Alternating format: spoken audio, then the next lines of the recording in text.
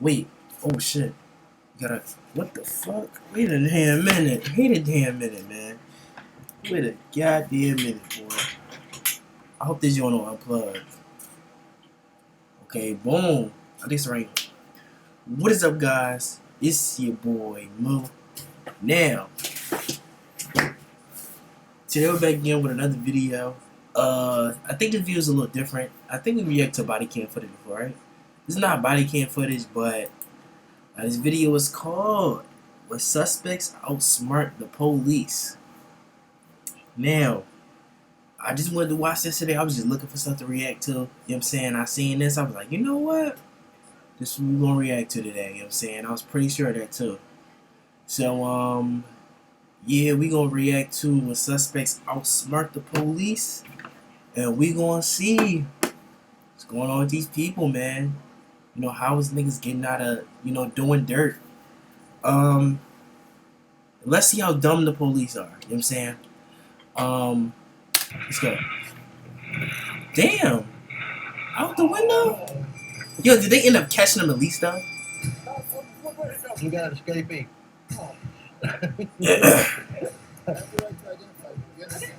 And you can search up my face, and you can search up my record. Prison here? Yeah.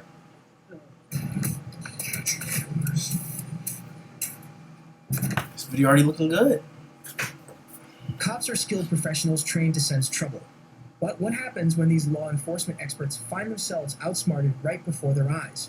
I promise you, I'm not no damn straight from escapee. You'd have done well by now. Here are 5 instances of cops being played in their own game. Starting with the case of Richard McNair, who is currently standing with Officer Carl Bordelon. Officer Bordelon stopped him while Richard was running on a railroad track near Ball, Louisiana. Officer Bordelon had received information about a prison break, and he wanted to ensure that Richard hadn't seen anyone or if he was the individual Officer Bordelon was looking for. You live around here, bud? No. Where you live at? Down the road by Plainville. Bible? Uh-huh. Okay. Do you have any form of identification on you? What's your name? Robert Jones. Robert Jones? Uh-huh. Why am I supposed to be on the track? No, that's not the problem right now. What's your address? I don't have an address. I'm at the hotel. We're working on houses and stuff like that. Whether you're a contractor or a master technician, I'm tired of shit, y'all. I ain't getting no sleep last night for I don't know what was going on, but I did not get no fucking sleep, man. Roofing? Right from the beginning of the conversation, Richard attempts to project an air of calmness and composure while interacting with the officer.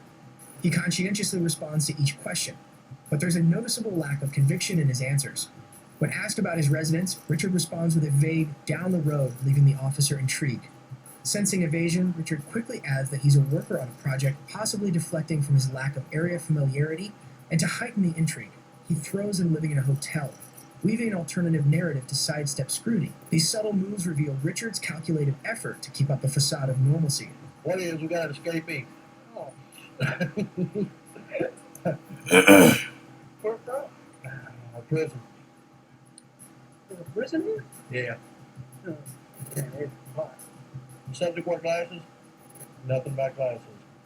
Can you find out? I would have white male on the tracks at Gilly Williams. Remaining composed, How he about to Richard escape? provides the officer with straightforward answers and maintains a relaxed demeanor to avoid appearing anxious or unsettled. When the officer tells Richard, "We got an escapee," Richard, instead of reacting with alarm, stays calm and maintains his facade of innocence, rhetorically asking, "There's a prison here?" Unbeknownst to the officer, the Robert Jones that he is talking to is, in fact, Richard, the escapee from prison, the very person the officer is looking for. Any tattoos or anything? Look it over. Kind of. I thought this nigga was black. That bro, that's how bad this camera quality is. I thought this nigga was black, bro. 50 years old. How old is your guy? You're how old? 50. Born in 56. We said born in 56. 58. Any kind of details you can give me, huh? Colors you got? Green, well, kind of a turquoise blue. Turquoise blue. You want to give me some more? Call my little brother, man. Blue, right? No, it's not. No, short hair. My guy's got skin cut hair. He's got a beard, well, goatee like. While many guilty suspects typically respond with concise and cautious replies when facing the police, Richard took a different approach. He was intent on presenting himself as an ordinary individual, providing furtive responses and even making jokes with the officer. I guarantee I'm not. You know the bad thing about it? You match it up to him. That sucks. Yeah. Where you staying at? That Titus Steel or Titus Inn? Titus Inn? Little. Where's that at? I don't even know that, but we just got into town about a week ago, and he dropped me off the dog. I always drive about 12 miles a day. Where did he drop you off at? Up there on that road by, there's going on up there, houses. And he dropped me off, and he'll be back at the hotel in about probably 10 minutes, 15 minutes. Who's that work for? It's his, I know. What's the name of the company? Phil's Brooklyn. Okay. Did you go through a broad patch or something? Well, yeah, Brooklyn. I was drinking short, cut my, scratching it up on, the Brooklyn. That's why your knees are all cut up? Or y'all got pads? Huh? Y'all wear pads? Too hot. But the pads rub your back of your legs and stuff. Where are you from? We're originally Dallas, Texas. I mean, that's where y'all stay Out of out of Dallas, Texas. So what's your name again? Jimmy Jones. While talking with Richard, Officer Carl noticed cuts on Richard's knees, possibly from a barbed wire during the escape. However, Richard dispelled suspicions by claiming the cuts were from construction work. Despite the potential giveaway, Officer Carl appeared to buy into Richard's story. Another major red flag that the officer seemed to have missed was when asked Richard his name again, he provided a completely different one, Jimmy Jones. Ordinarily, this inconsistency should have been a dead giveaway, but Officer Carl didn't seem to notice it. Now, when I crossed the tracks down there, I saw you running. I said, well, how lucky can I be? Where's y'all's motel at? Okay? Let me think now. 'Cause like I said, Phil always drive. Okay, Walmart's right there. Go right at Walmart, and there's a road. Is it 165? Right. 165 that goes south, and we're about 2 blocks. We're about So cool. little old tiny hotel. It was old, but and a big family owned. Little tiny hotel. Yeah, like a motel deal. Bro, I'm done this video. I'm gonna go to sleep for like 4 hours, bro. You'd have done wrong by now. Fuck. You know that yourself. You'd have done wrong by now. How to find the right car for you. Go to cars.com, read expert reviews. Find your off-road possibility on cars.com. Welcome to the Undertone Podcast. Find the 13. I'm sorry to have to hold you up. Hey, no, I'm just doing my job, man. There you are. But, yeah, just be careful. You'll probably get stopped again, okay? Don't be alarmed by it. I can have whoever calls. Just call. You got a cell phone with you? No, hell, I don't have a cell phone or anything. Just call 911 is all you got to do. They'll get a hold of us. That's our quick line there. You just got off? Be careful, buddy. All right. This was the last time Richard was seen for the next 18 months. However, later in October 2007, Richard was finally caught and apprehended in New Brunswick after he was identified driving a stolen vehicle. Richard might have gotten lucky with his escape, however, the same cannot be said about the next person we'll cover. On October 18, 2019, 17-year-old Quantrell was arrested from his classroom at Orfordville Parkview High on suspicion of strangulation in an August 1st assault. He was brought in for questioning in the Rock County Sheriff's Office. What is second-degree sexual assault? What is that? However, as soon as What the the teenager... fuck? Let me look up what that shit is real quick. So I can know exactly what this nigga did.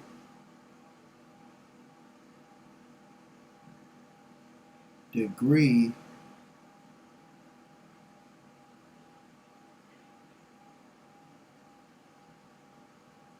What the hell? Boom.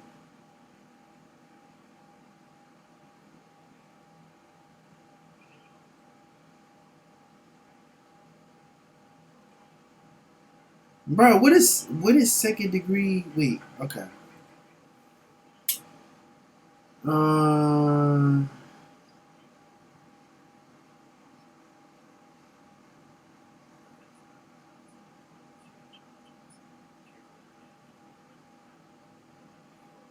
I don't know what that is, bro. So I'm. Entered the room, it became clear that he had no intention of staying. He really got out the window though. How long did that take? Yeah.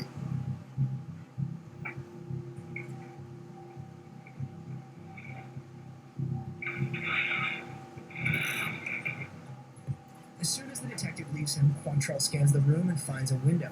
Without thinking twice, he opens the blinds and pushes the window before diving. Wait, but how far was the drop? That's my CCTV question. outside the building capture him making a run for it. He was on the first floor.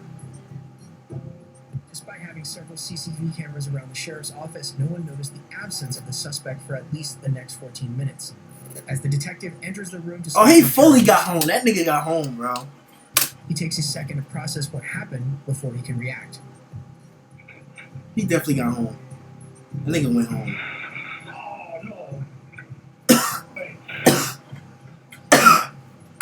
Police frantically started looking for Quantrell, and it was only 3 hours before he would be found again, hiding in his friend's house. At the end of the day, all Quantrell achieved from trying to escape was 5 more years behind bars for escaping police custody.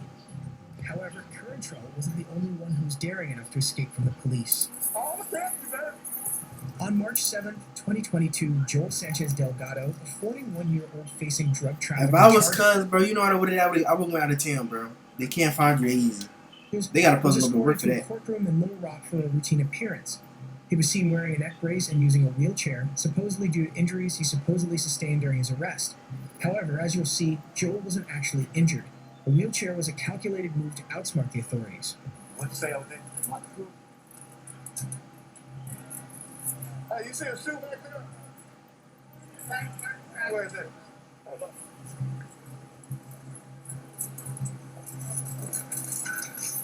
What the fuck? That shit like AI, bro. That's AI right there. That nigga did some AI bullshit.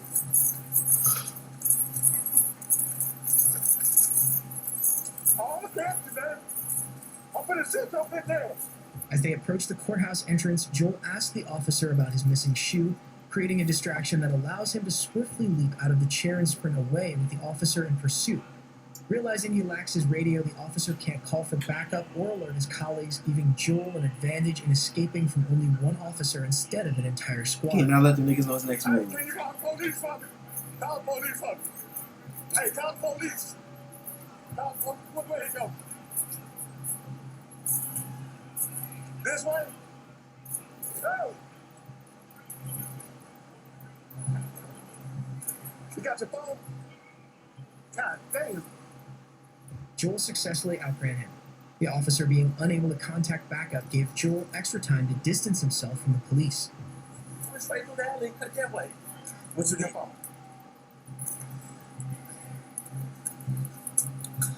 My damn radio came. Hold on. I tried to come behind you, get on the way, man. Although the officer eventually informed his colleagues using a civilian's phone, it was too late. Joel had already hopped into a cab and made his escape, leaving the officer powerless at that moment. And I tried to get him help. I would have told him I had on phone just to make it way worse. Ah. I couldn't catch his ass. And my radio was in work. I had my camera on that. The wheelchair dude. I couldn't catch him. Welcome to Sunday. Bruh. Still, Tim had pulled off. Joel's freedom, however, was short-lived as just a few hours later he was caught and charged with felony escape, which will add 5 more years to his sentence along with other charges. And this is Delgado now, after a taxi cab ride to West 65th Street. They followed the 41-year-old kid. is being wheeled into an ambulance, claiming His he ass was know he not hurt. to walk. Investigators say he caught that taxi cab outside a hotel along Broadway. He's expected to face escape charges. Laura, I'm told he's back in the Pulaski County Jail tonight, and I'm told he was booked in while in a wheelchair yet again. While Joel was convicted because of his criminal past, what happens when the only criminal involved in a police encounter is the police themselves? If you try to come past me, you're going to go on the ground face first. Do you understand me? Okay, and then I'm gonna file a complaint against you. Go get your camera, yes. On September 29, 2019, police rushed to a scene sparked by a heated exchange between Michael Franchik and his neighbor. Trouble brewed when Michael's 15-year-old son, Jack, was cruising on a gas-powered bicycle and the neighbor, allegedly irate, issued threats of physical confrontation. Amidst the tension, a third-party caller dropped a bombshell, claiming Michael had a concealed gun. The sergeant relayed this startling detail over the radio, setting the stage for what was meant to be a civil and consensual conversation with Michael. Can I help you? Hello, are you, Michael? Hi, can I help you with something? Yeah, we're here about a... And your name? Officer Rodriguez. First name? Jim. Jim. How are you, Jim? Okay. And your name? Please. Sorry? Badge number, please. Let's go ahead and talk about the incident that you had out here a few minutes ago. Don't know what you're talking about. Okay. Step down here for me. Yeah, no. Hey, whoa.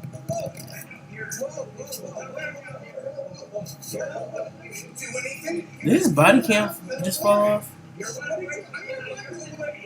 just did. Is there any gun in your back pocket? I just want to make sure we're safe. We're safe. Okay. I'm outside. Can we stop right here? Sure. Okay. Jack, come here. Report this. Come on outside. Report this. I'm outside. Hey, Jack, report this. Turn on my phone and report this. Whoa! I'm injured. As the officers approach Michael, he refuses to talk about the incident and attempts to go back inside his house. The officers, however, without any legal cause, force their way into Michael's home after him and attempt to drag him out. Michael refuses to go outside, but now agrees to talk to the officers inside the house.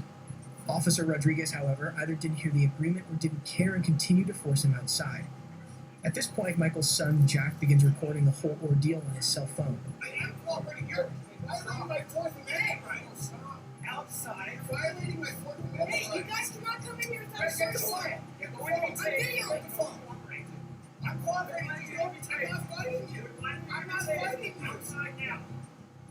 Outside so we talk. He tasing him. I didn't do anything. You just tased me for no reason. What are you doing? What am I being detained for? What am I being detained for? Just stop. I'm not resisting. I'm not resisting. Don't take his phone. Don't take his phone. Don't take his phone. I'm good. I've chilled the whole time. The officer attempts to take Jack's phone away from him to stop him from recording the incident. Jack, follow me and record. Listen, follow me and record. Give us space. I'm not. Give us space. Okay. What's your space? What's your space? Does this look like enough space? You saw the whole thing and it's all been recorded. Yes, I didn't resist. I didn't do it. You know. See, he acknowledged that you resist, Jack. Yeah, I have one video. I didn't resist. Well, they asked you to stop, right? I didn't do anything against your instructions. This guy came into my house without a warrant, without any probable cause. Let me just talk for a second. I said, I don't know anything, and he tackled me in my house. You just stopped, right? He did not say anything of the sort. Officer, It's all I on heard the video. whole thing, and It's it's on on video. video, so. It's all on video. It's all on video. Dude, that guy is out of control. Officer. That guy is crazy. Officer. Right? Yeah. Oh, gosh. No. I can talk because I was in a situation. Okay, then calm down. Then just what? He recorded the whole thing. This guy is out of control. What's your badge? What's your name? Step back. I'm not. Look, you just touched me. You can record all you want, but you're stepping back right now. Hey, don't touch me. Stop harassing me. We're just trying to get. I'm videoing this. You can please get out of my personal space. No. Yes. You're not gonna Get out interfere of my with what we're personal doing. space. This is my property. Please You're get not out. gonna interfere with an arrest. You can refer all you want, but you're not gonna get close to it. I'm on my property. You got my personal space. I'm gonna stand right here. This is my personal square. Please move. I'm gonna stand right here. Please move. You're in my personal space. What's your name? Yeah, I do not need to give you that. For what How did he escape? He escaped out of it? There's a. Oh. Yes. This guy threatened me and called the cops on you. What's your badge number? What's your name? What's your badge number? Badge number. That says name. 3K12. Okay. No, what's your name? I'm not making any statements. You're not making any statements? Nope. Okay, I have the right to identify you. You understand that, right? Then you can search up my face and you can search up my record. Okay. Okay. I can go in my house if I want. Am I detained? You're detained. For what reason? For what? That guy threatening me? Why isn't that guy going to jail? That guy threatened to beat me in his ass. So why are you guys arresting him? Why are you attacking him? Yeah. He could just lie. I'm literally in my space and this guy's just touching me. I didn't touch you at all. I have it on video. I've been recording this whole time, buddy. Okay. Despite his young age, Jack handles the situation with impressive poise. His clear understanding of his rights shines through as he knows he doesn't have to identify himself. That's the joint that as dropped off the suspected other of boy criminal chest. activity. This awareness keeps him steadfast and unintimidated by the officers. Jack continues to record his father's arrest as two officers try to block him. Do not step forward. What did I just tell you? Please get out of my space. I do not have to. You cannot interfere with what we're doing. I'm not interfering when I'm on my property. Don't step towards the car. I'm not. You did step towards the car. I told you not to. What's your name? Officer Ware. Okay, what's your name? It's Officer Parker. Okay, I can go over it. Don't. Grab some canes. Bro, move, man. Cloud 9. Smart founders know something most people miss. Why y'all put two ads up here? Nigga really try to get paid. Launch your business with.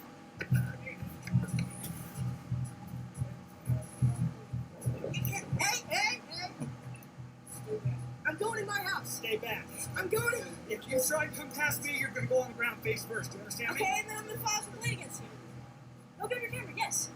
I'm allowing you to do that, but you cannot walk in my house. Okay, bye.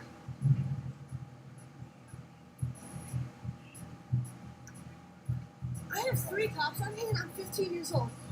Because you guys intruded my house. You the one driving up and down the street on the motorcycle? I was on my gas bicycle. Okay, that's a gas powered vehicle. You have to have a driver's license. No, you don't. Not when it's 50cc and you have a permit for it. Once again, Jack is correct. Motorized bicycles are not required to have a license as long as they are under 50cc and don't go over 30 miles per hour. The officers then walk away and talk among themselves to discuss what Michael can be charged with. At this point, I don't even really care what their story is. No. I believe they're an independent witness, and given their demeanor, the question is, I want to talk to him to see if there's any threat with the gun, but he would have mentioned that, I bet. She said she didn't see it until he was walking back over here. But he said he saw it too? Oh, Or no? No. Okay. So she didn't say anything about it. I didn't want to suggest it. I just wanted, what did you see? And that's what he told Shit me. is ass, bro. No, he didn't.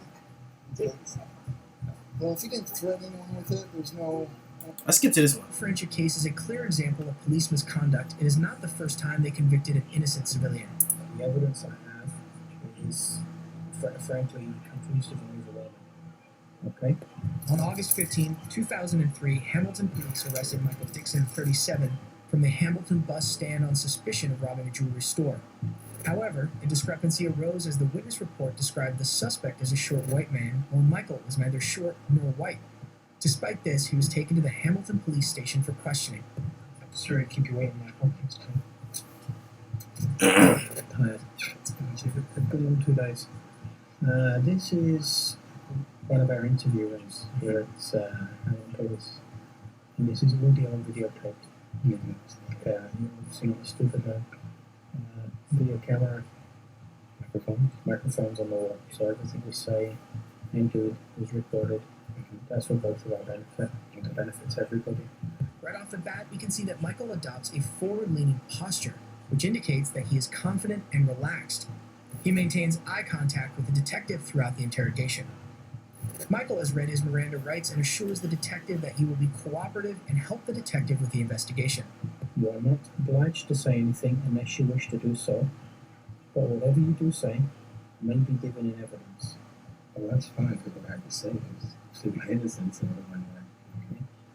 But I'm just curious to know how it got this far, because as I said to you earlier in the other room, the police officers that were stopping me on the street said that they had witnesses that I... You wanted to talk to me about the events in the other room. Yeah. I told you that that wasn't the right time and place to discuss it, remember? Right, yeah. There's one other thing I have to tell you before we discuss this, okay? Okay. And that's that if you've spoken to any police officer or to any other authority, or if any such person has spoken to you in connection with this case, I want it clearly understood that I don't want it to influence you in making any statement.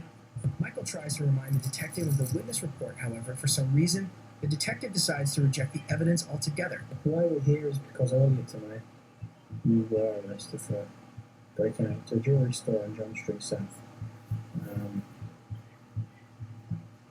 Now, your innocence and guilt in this, quite frankly, isn't an issue. The evidence I have is frankly conclusive and overwhelming. Okay? So I'm not even going to ask you if you did it. What I have to ascertain is what kind of guy you are. Whether this is you're like a serial burglar and this is what you're doing all the time, or whether this is a one-off thing because of the power cut and everything that's going on tonight. That's all we're here for. Okay, I understand your position. Like I say, I didn't do it, and you've heard that many times, I'm sure, in your career. But it's just ask me questions. That's all I can do is answer them, I guess. I've got no questions to ask you. Why did you do it? That's basically that's my only question. Coming from that position, and since I'm saying I didn't do it, I really don't have an answer for you except to say I didn't do it. I guess we haven't really got a really great yeah. It's like I said, whether you did it or not is an outvote for this discussion. Okay, well, it's really not. Michael seems confused by this statement, and understandably so. The detective is bluffing. There is no evidence to suggest that Michael is the culprit. Even the suspect description in the witness report suggests otherwise. While it may seem illegal, the police are allowed to lie during an investigation to put pressure on the suspect and force a confession out of them. In this case, however, Michael knows he's innocent and sees right through the detective's bluff. He maintains a forward-leaning posture and eye contact, making the detective slightly uncomfortable as he switches his position and breaks eye contact. There's a number of witnesses. Great. One of whom had a video camera. Perfect. Okay, that's relieving. That's relieving. Quite honest. Yeah. So view the video camera. I have. Okay. That's why your guilt isn't in issue here. That doesn't make sense to me. Because if I'm on the video camera, that doesn't make sense. You have a video camera that shows me? Yeah. That doesn't make sense. It's perfect sense to me. I guess I'm going to be a lawyer then. This is the kind of thing you're going to go through with. It isn't going to go away. You're charged with breaking in. You will be charged with that. Okay. You will be going to court in the morning, charged with breaking in with intent. Okay, that's what's going to happen right now. Can I ask you something? Okay, are you just making this up that you have a video camera so you see how I react? Because it goes that if you're saying, okay, let me for something. If I am guilty, as you believe, because you had me on video camera, then okay, we'll go through the procedure. But I'm saying, I'm trying to call you bluff here because since I know I didn't do it, there's no way I could be on the video camera. No, like I say, it's not going to poke out. Okay. The detective won't let up. He thinks that by lying to Michael about having evidence and eyewitnesses, he can scare him into confessing a crime he didn't commit. However, Michael, steadfast in his innocence, remains unmoved, easily seeing through the web of lies the detective is weaving. He maintains his innocence for the next few minutes, and the detective asks him to draw out a map and specify his movements before the arrest. Every detail of his alibi was later proven to be accurate. Maybe a dotted line is your path. How's that? And another dotted line where the police officers come from. Okay, this is the tunnel, the bridge. Okay. Come up the bus station. So which way is north towards the lake? And so I came here. The car, EMS truck or whatever ambulance it was there, went off, crossed here, and crossed here. That's it. Okay, did you come straight from the bus? Yeah, absolutely. Like I even look, I said, I should take a cab. Like, no. So you came straight off of the bus? Yeah. And that's it. The bus is. That's it. It's like I was off the bus like maybe 2 minutes. How long before you were arrested did you were off of the bus? That's what I'm saying. Like from there to there, it's like not even 2 minutes. Did you stop or do anything in the interim? I was walking. I was trying to see in the dark and questioning, like remember the life, and that's about it. So where were you when you first became aware of the people who subsequently were police officers? Okay, well, there's a building here in the corner. There's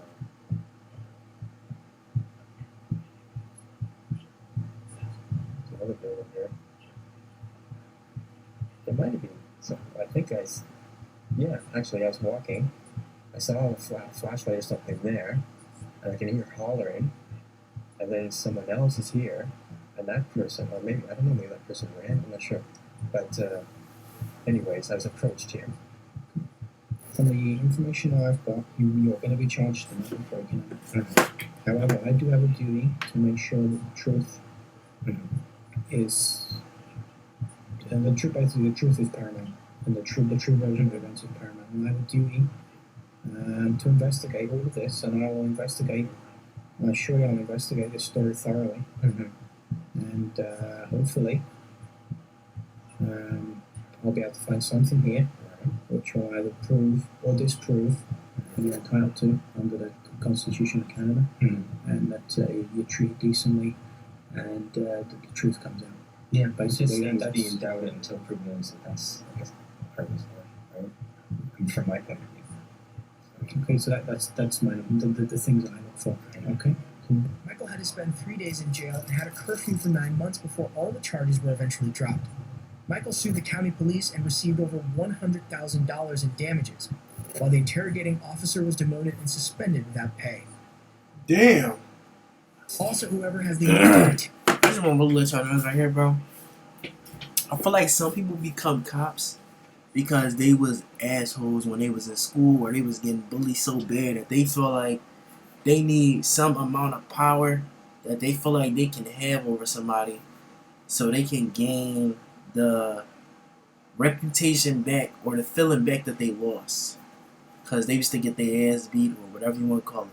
That's just my thing, though. You know what I'm saying? Just like the one cops in the clip with the dad, bro, and he had stepped into his house. I feel like them niggas used to get bullied when they in school, no doubt. Or they just used to be weird, like something. But anyways, though, that's the end of the video. I'm gonna go ahead and upload this for y'all probably when I get back up, cause I'm tired of shit right now, man. And yeah, and I don't even feel well, man. I ain't even gonna lie. I really don't know why I even got on here and recorded if I knew that. But I just had to get this video out. Anyways, though, we out. We dipping. Stay inspired, y'all. Y'all be safe out there. And yeah. Be careful with the police. We out, y'all.